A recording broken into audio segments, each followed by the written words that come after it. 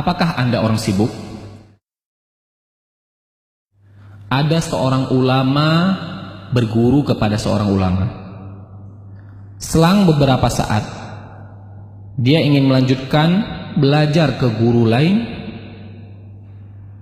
dan sang gurunya berpesan, jangan tinggalkan membaca Al-Quran. Semakin banyak baca Al-Quran, urusanmu semakin mudah.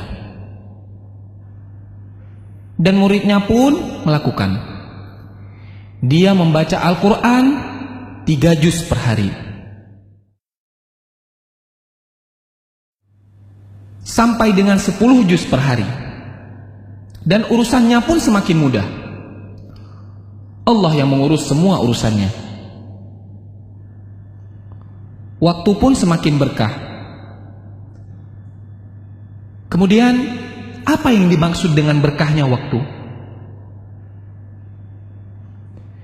Bisa melakukan banyak hal dalam waktu sedikit, itulah berkah Al-Quran. Al-Quran membuat kita mudah mengefektifkan manajemen waktu. Bukan waktu yang mengatur kita, akan tetapi kita yang mengatur waktu. Padahal teorinya, orang yang membaca Al-Quran menghabiskan banyak waktu,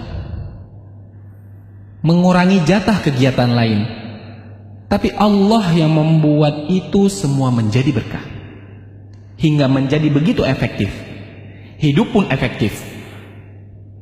Dan Allah akan mencurahkan banyak berkah dan kebaikan kepada kita karena Al-Quran. Dan Allah akan mencurahkan banyak keberkahan dan kebaikan kepada kita karena Al-Quran. Salah satu berkahnya adalah membuka pintu kebaikan dan membuka kesempatan untuk amal saleh yang berikutnya.